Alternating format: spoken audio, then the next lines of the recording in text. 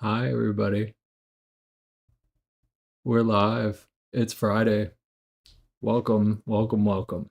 It is the seventh installment, and hopefully everybody can hear me okay. I'm adjusting my microphone here. Looks like I've got my little volume meter is dancing for me there, so everything looks good. And looks like I am live over there. We should be off to the races. Yeah, exciting one here. We uh talked last time about some of the best accounts to use when getting started on investments. So now we get to dive a little bit further past what the 401ks, IRAs, HSAs, all of those things use as actual investments to put in those accounts. So if you ever wondered what mutual funds, index funds, ETFs, stocks, bonds, all of that stuff really is, and what they do to make use of your money and make more money, you're in the right place. I'm Brett. This is Financial Friday Fundamentals here on Real World Recovery. Thanks for tuning in. If you haven't by now, do us a favor, support us, throw a like, subscribe, share us with your friends. Free way to support the channel. We appreciate you being here. We love doing this stuff. So, help us out. Hop over to the Discord.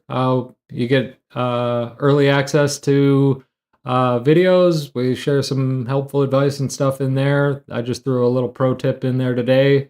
Stock market's doing some funny stuff. It always does towards the end of the year. So threw a little pro tip in the Discord chat in the financial health section today. So for those of you that are in the Discord, you hopefully saw that today.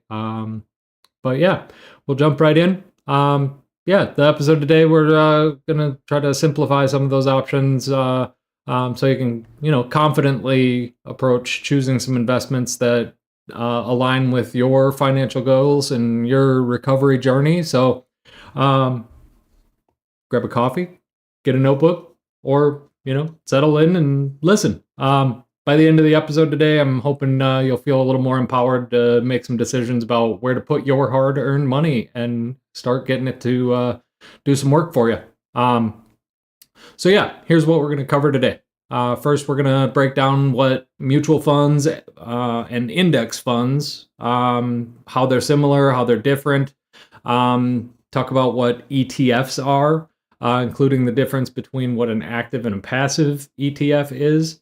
And then start looking at stocks, the difference between a common stock and a preferred stock, and we'll round it out with the world of bonds and their role in a balanced portfolio.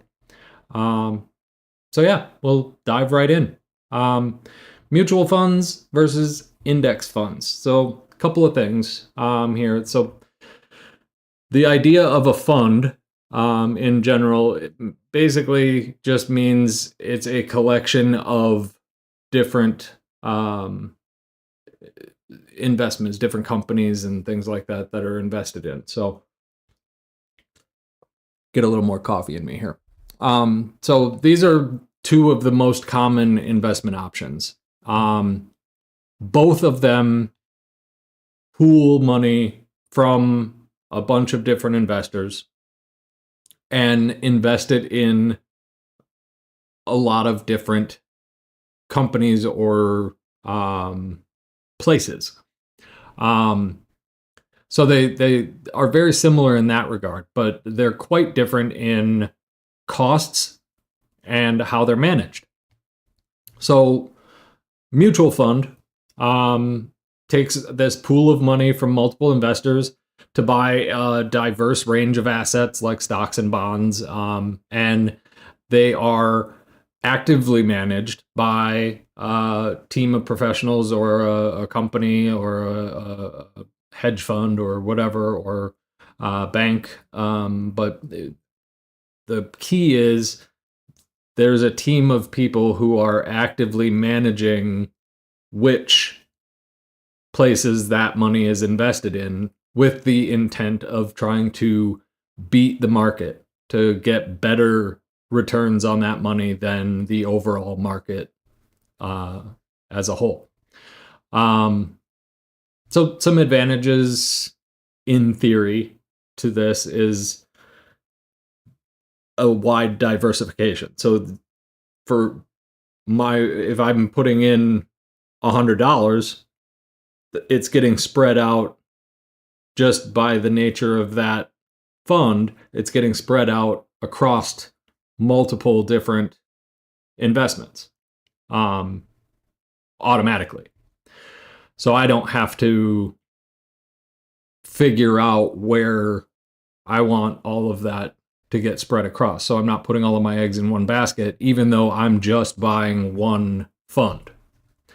And then also the on paper pro of this mutual fund is that it's professionally managed, meaning that it's somebody who should know more than I do about how to invest that money. Now, this is where there's a little asterisk that I always want to interject a important thing for people to understand. Anytime that you have someone else managing your investments, anytime that there is anyone else managing your money, there is an important word that I think that everybody should know, and that is fiduciary.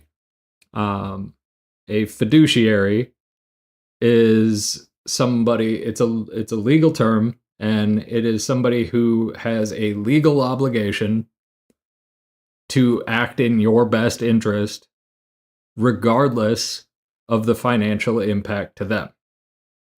So anytime that you are looking for a money manager, a financial advisor, a certified financial planner, anybody, anytime you're seeking out anyone for financial advice, a question that I recommend you always ask them: are you a fiduciary?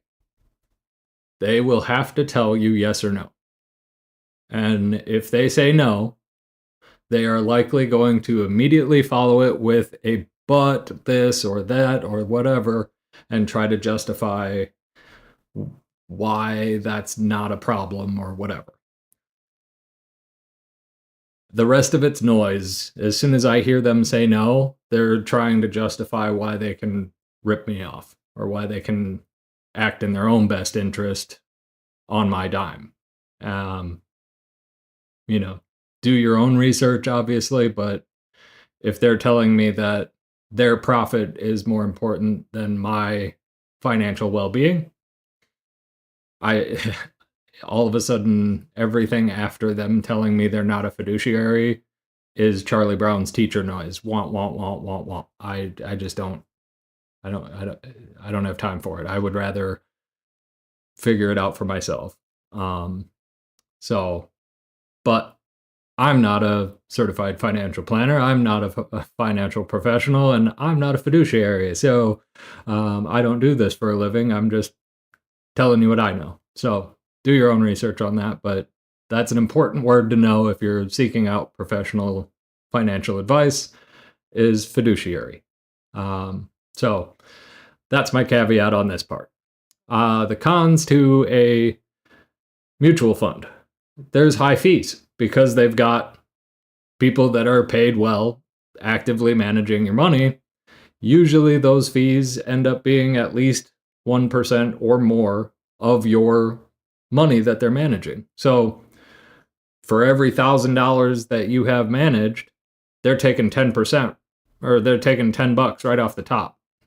That adds up over time. So, that whether they make money or not, they're taking that money. So, if you have a 0 year, if you have a flat year and you make nothing, there's 0 returns, you actually lost money because you got to pay them even if they made you nothing. And then here's the biggest downside, in my opinion, and we've talked about this many times in the past when I talk about, over the long run, studies show that it's very, very hard to beat the market. The mutual funds almost always, over a long enough timeline, underperform the market. It's very, very difficult to beat the market, because when you look at the S&P 500, that's the top 500 performing stocks in the stock market. If you take all 500 of those and try to beat them over a long enough timeline, you're not going to win. Like, it just is very, very difficult to beat. So that brings us to an index fund. An index fund is passively managed, meaning it balances itself. So the index is the barometer. It's the S&P 500. It is the benchmark. It's what all of these other things gauge themselves on. It says, here's what the S&P 500 did. How did we do against that? So an S&P 500 fund says, here are all of the stocks that make up the S&P 500.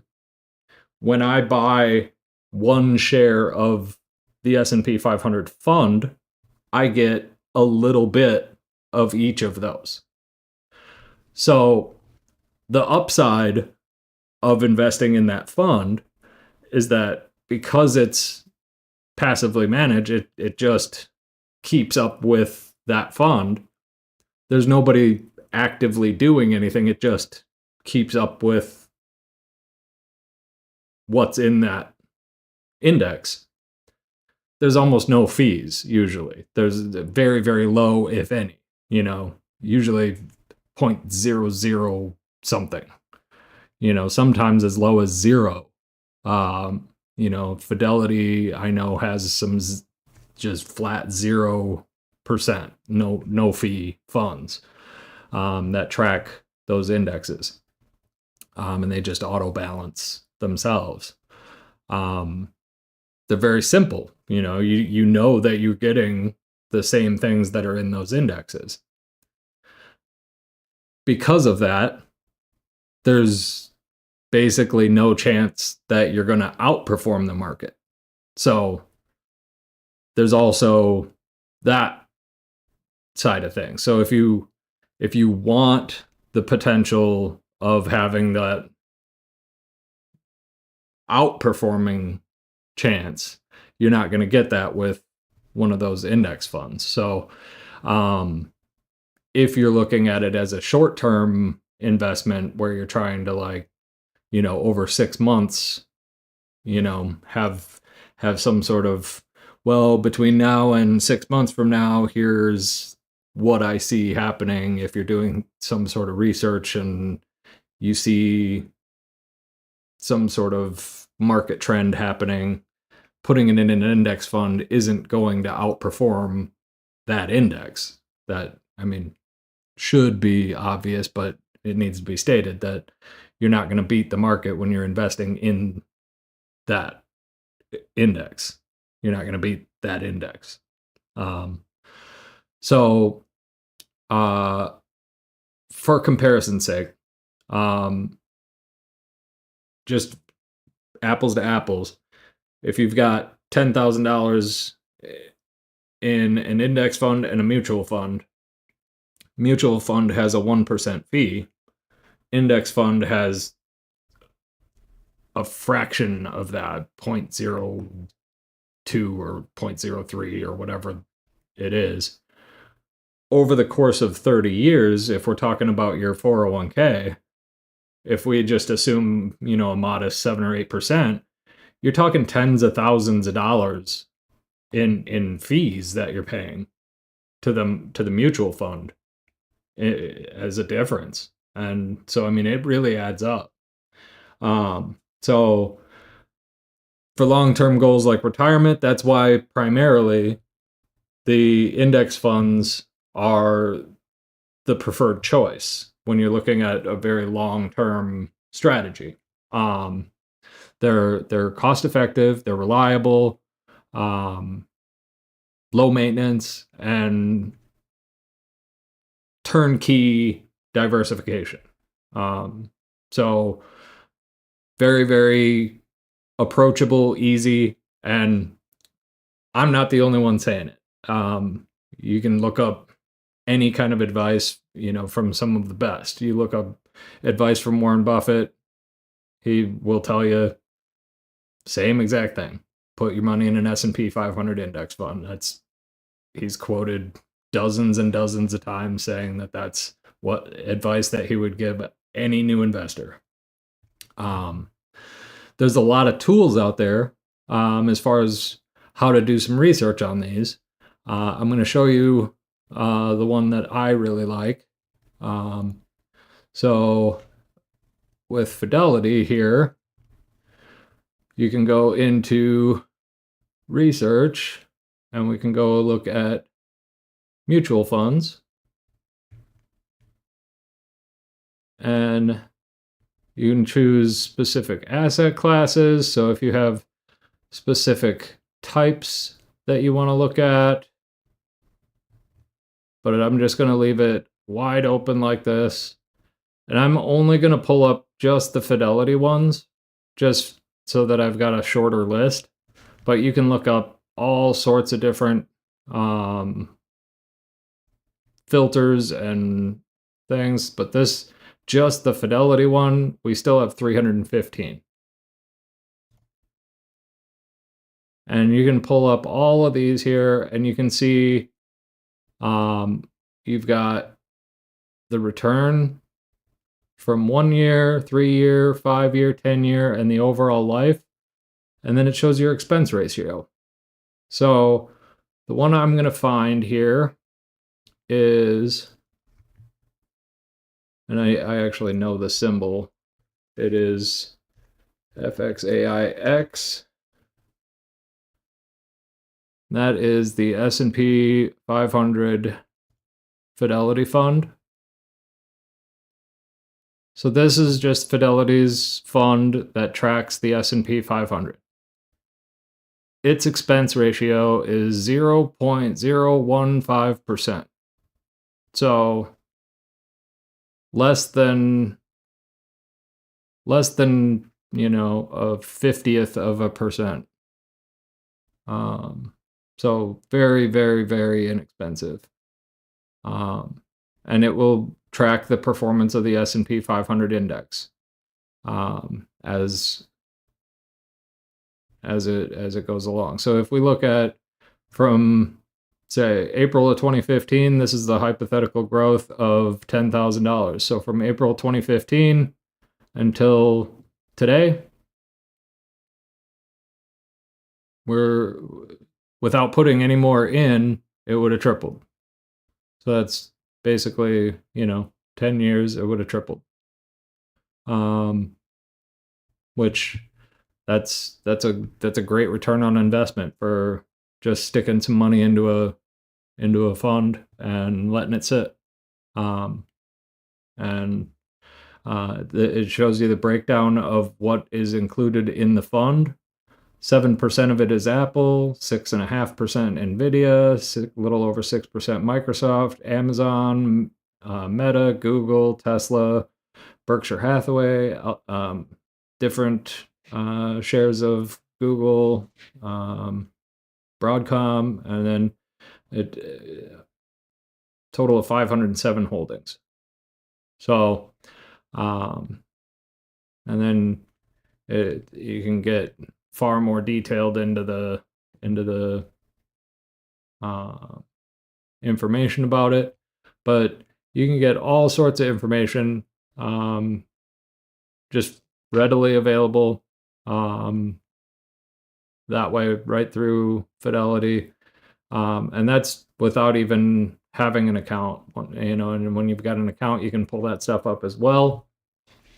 So very, very easy to pull up that information and screen your mutual funds and index funds that way. And so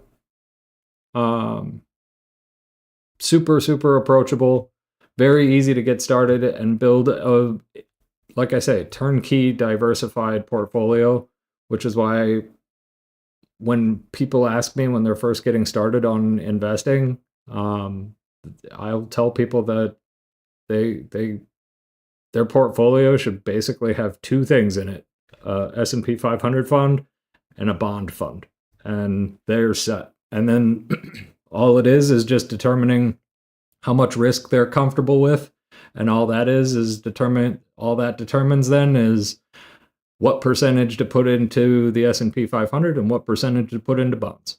Whether it's 50-50, 75-25, however they want to split the balance of their money, and then you can let it sit. And that's it. Like that's what I tell folks is, investing should be pretty much boring. And it's not, unless you're trying to be on Wall Street and live a high stress life of day trading. It doesn't need to be. It doesn't need to be that way. But to get into a little bit more of the stuff here, we'll move on to what ETFs are. So it stands for Exchange Traded Funds. So basically, it's kind of bridges the gap between individual stocks and mutual or index funds. So it's kind of a little bit of both. It kind of brings the best parts of both. So an ETF is a diversified portfolio of investments, like an index or a mutual fund, but it trades throughout the day on the stock exchanges. So the price fluctuates throughout the day. Index funds and mutual funds only trade at the end of the trading day. So you can't trade them throughout the day. The price doesn't fluctuate. The price just gets set at the end of the day after all of the other stocks in the index are done trading. Then the price gets determined, and then that's it for that day. And then same thing the next day. After everything's done trading, the price updates. Whereas an ETF, the price changes throughout the day as the stocks in that ETF change.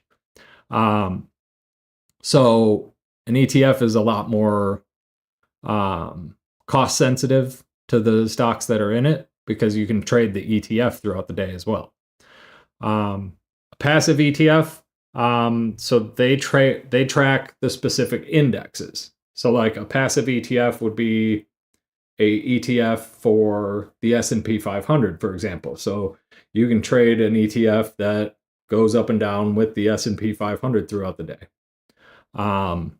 These are very cost effective. They're simple. Not super complicated, not super expensive. Active ETFs, those are more expensive. They have very considerably higher fees on them, even more so than the mutual funds we talked about, because they have people throughout the day managing the composition of that ETF and trading to keep their books balanced or profitable on their ETF, so that they can trade the ETFs, and they're still trying to make money and outperform the market. So pros and cons of these: far more flexible. You do have more options to get a little bit better, different cross sections and stuff. You get more price action if you want to be more active with your trading throughout the day. Different ways to diversify and a wider range of investments with them. Downsides, definitely more expensive, especially with the active ETFs. And like we talked about, the volatility, they're more price sensitive. So volatility cuts both ways. The nice thing about the stock market, prices go up and down. The downside of the stock market, prices go up and down. So, yeah, if you're new to investing, if this is your first run at it, approach with caution. And like we talked about in the last one, honestly, you can go use that strategy back tester.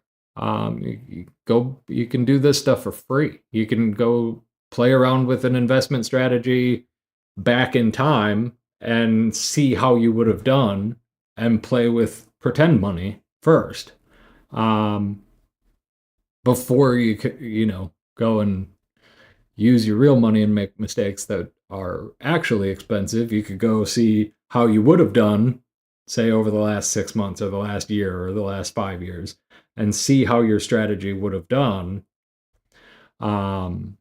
versus just putting it in an S&P 500 fund and see if you would have beat the market.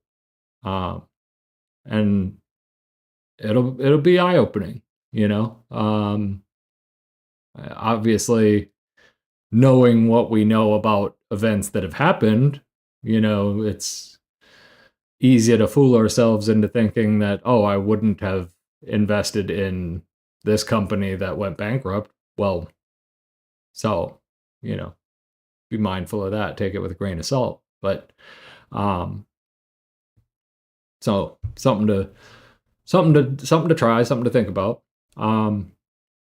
But getting into individual stocks. So I mean, all of these that we've talked about so far, they're a collection of individual stocks. So what's a stock? Simply a representation of partial ownership of a company. It's these companies go public and say, hey, we're making it available for anybody to own part of the company. But not all stocks are created equal. So there's typically two main categories of stock. There's common stock and preferred stock. Common stock, typically it gives you ownership and gives you voting rights in the company. So not only do you own a piece of the company, every so often when new things come up that the company and the board of the company has to call a vote on, you'll get a notification that says, hey, stockholders, there's a vote coming up. You need to cast your vote. So you'll get an email or something that says, cast your vote on this. And I get these all the time. So I just recently cast my vote on some stuff for Walgreens and a couple other things. And so, I go through and select yes or no on all sorts of different things. And so you get each share of the company that you own, you counts as one vote, usually. Sometimes they've got different, maybe a share is worth 2 votes or however their bylaws that they wrote are. But if you own stock in a company and it's common stock, usually you get to vote. And so the common stock also has the potential for growing in value. So that's typically what is sold on the stock market, and that's usually what the share price indicates. The goes up and down. And common stock also entitles you to dividends. So a lot of companies will have dividends. They will pay shareholders uh, however much per share that you own. Usually quarterly. Some every so often you'll find ones that do it monthly, or some of them will do it twice a year or annually. But this is an incentive to hold on to your stock. They don't want you to buy and sell. They want you to just buy the stock and hold it,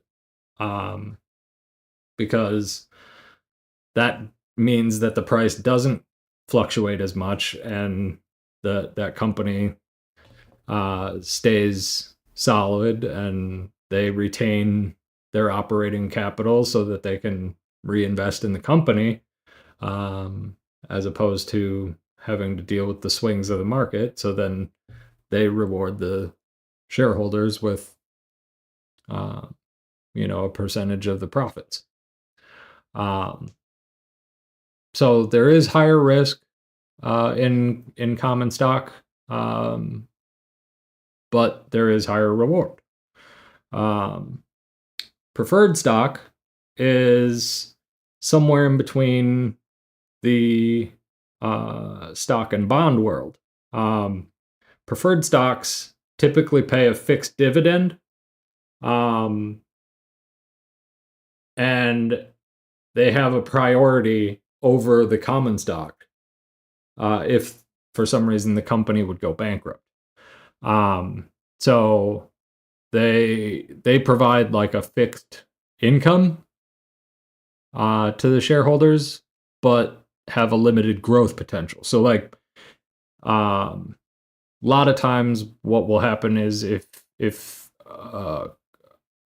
company's just starting out, and you want to buy into a company early on, you'll buy preferred stock. And that way you get your money back first. If the company goes under, you at least get your money back before anybody else if they go out of business. And then you could convert it. If they do well, then you could convert to common stock if it looks like they're gonna do well. Or down the road, if you just have a company that is just steady and doesn't look like they're going to be doing much growth, and you just want something that's going to be paying you fixed income, you're towards retirement, and you just want that income stability, preferred stock might be the way to go as well. So that's why you got the two options there.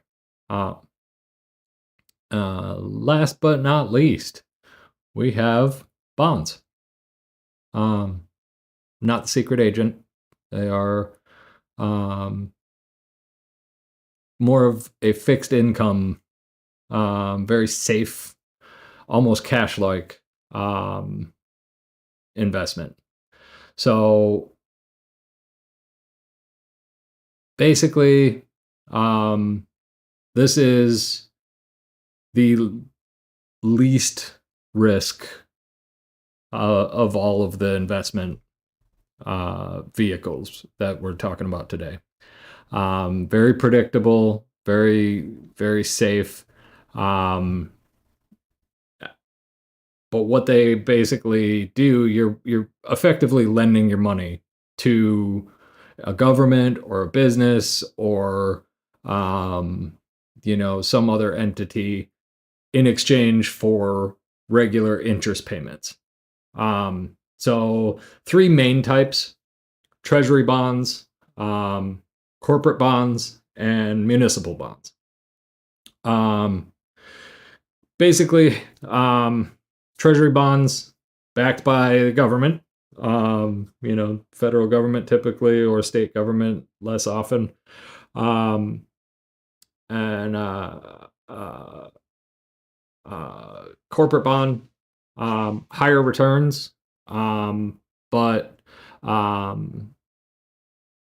higher risk because it's a business. Obviously, government bonds, like, unless the entire government collapses, or it's pretty safe. But corporate bond, business could go under. Municipal bond. Now, this third one is interesting. So municipal bonds offer an interesting vehicle because there's some tax advantages here as well. So certain municipal bonds can offer some interesting tax situations, sometimes even triple tax advantage, because there's some municipal bonds that are federally tax exempt, alternative minimum tax exempt, capital gains tax exempt, state tax exempt. So yeah, there's some interesting situations when you get into municipal bonds that are interesting. So yeah, it's a good way to offset risk in a portfolio. Bonds are, while also ensuring steady income. So as people get older and closer to retirement, that's where bonds tend to take a bigger role. And so you'll see kind of the balance kind of get heavier and heavier towards bonds because it's generating income and it's a steady, predictable income. And as you get closer to retirement, you don't need to generate that growth. You've had, ideally, that you've had enough time with money in the market and growing that you've developed enough money in your account that now what you want that money to do is generate revenue and generate income to be able to spend.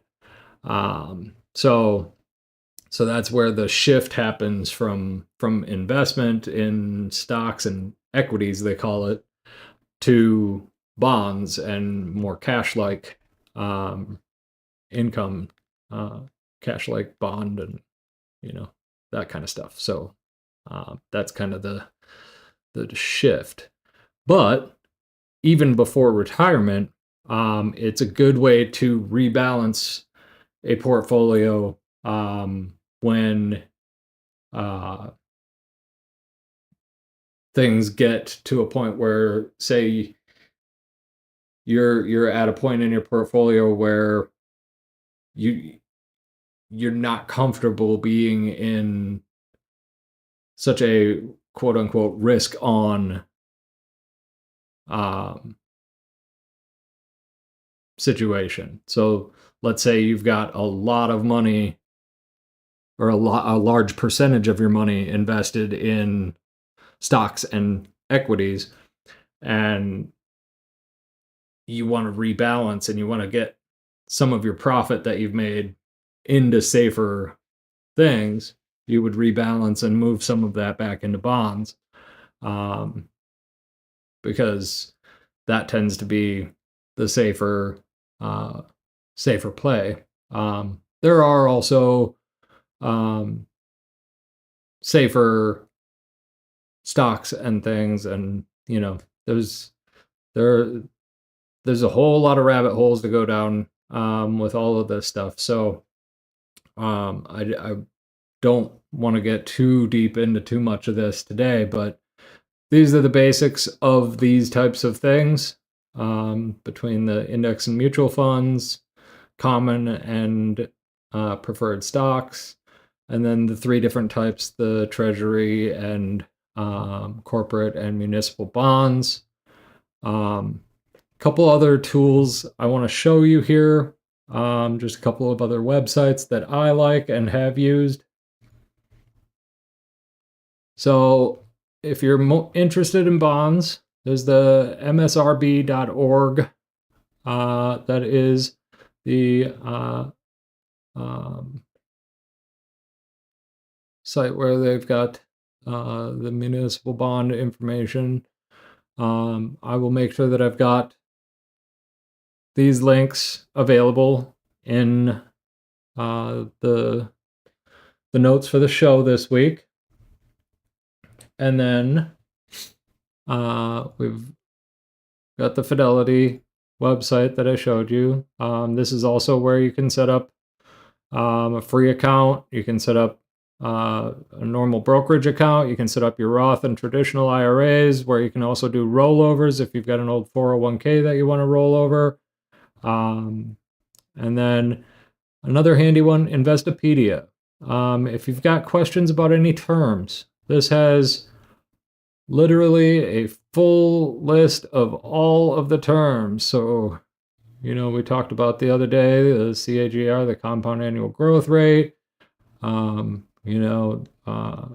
got ETF you can look up.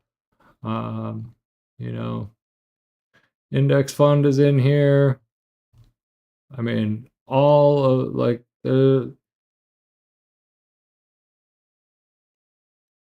every possible thing you can think of. And then another helpful one, Yahoo Finance has all sorts of really helpful tools to look up, to be able to throughout the day.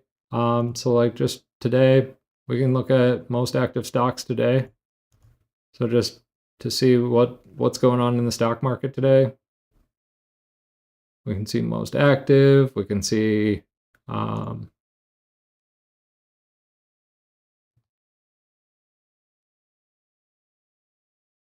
active penny. We can see biggest losers today. So if you're looking for bargains, all sorts of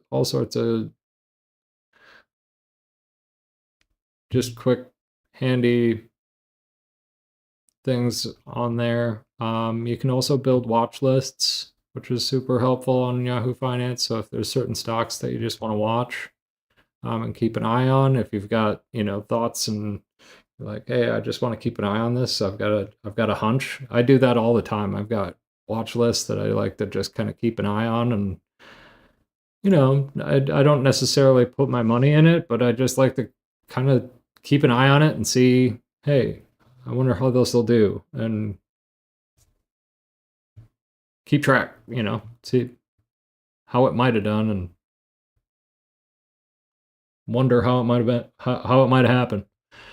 But yeah, so today we, covered a lot of building blocks, mutual funds, index funds, active passive ETFs, common preferred stocks, bonds, the treasury, corporate, municipal. They've all got their place, depending on your goals, timelines, risk tolerance. So I mean, there's a lot that I'm not going to pretend like it's not a lot, but ultimately, like I said, if you're new and you're not looking to have this become a major hobby of yours, if you just want to get started and you just want to have this be something that you just want to be able to have something basic, have a place to get your money put, and I just want a place to be able to put my money and have it start working for me and not have to think about it. It can be just two things: S&P 500 fund and a bond index fund, and figure out how much risk you're comfortable with, and that's what'll determine. I suggest start 50-50, half of your money in the S&P, half of it in bonds, and go from there. If you want to adjust it from there, and if you're feeling like you're comfortable with a little bit more risk, you can up it to 75-25, or if that feels comfortable at 50-50, leave it there. Like, it doesn't have to be complicated. It doesn't have to be anything complex or anything like that. Um, the biggest thing is just start. Um, just get started. That's it. But if you do want to look further into it, if you are interested, these are some great tools to get some more information. And you can play around back testing all sorts of different things and play around with building different portfolios and play around with how they would have done over the last 6 to 12 months or whatever, and with that portfolio back tester we talked about last week. um, and take a look at the different fees and how much things will cost. Like that's the hidden stuff. That's where things get very expensive over time. 1 or 2% of your money over 30 years adds up. Adds up quite a bit. It doesn't sound like a lot, but trust me, it's crazy big numbers when you look at these funds charge you. When you if you just were getting it for free with an S&P 500 index fund and some bonds and just put it in there yourself and rebalanced it yourself once a year, once every decade as you get closer to retirement, like it's wild to me that people don't do it. But it, the amount of money that just vanishes. But yeah, take a look at the low cost funds and ETFs out there instead. And if you have questions, find me on Discord, send me an email, leave me a comment on here. If you're unsure where to begin, I'm happy to help. If you want more personalized guidance, get on the Discord. That's what I'm happy to help get you started. I'm happy to get you some links to some other YouTubers that helped me, some books that really helped me out. But yeah, if you haven't by now, please drop a like, subscribe to the channel, hit the notification bell, share it with your friends. It's a free way to help the channel and help out some of your friends or something. Let me know if this has helped. If there's something else you want us to discuss on here, if you got questions, please let me know. That's what this is all about. We want to see each other win out here, one step at a time, one day at a time. So next time, I'm going to go over how to build a balanced portfolio. Try to show how to tailor it to your unique needs, risk tolerance, goals, and also how to filter out the noise and how to pick things that how to determine what you do know and what is just what you've heard, and FOMO and all of this stuff when it comes to investing. So just remember, just like recovery, investing, the trick is progress, not perfection. And just get started. Just do it. Open an account if you haven't. Go take a look at the other episodes if you haven't watched it. Get these things automated. Just get started. If you got questions, reach out. And yeah, hope this helps. Till next time.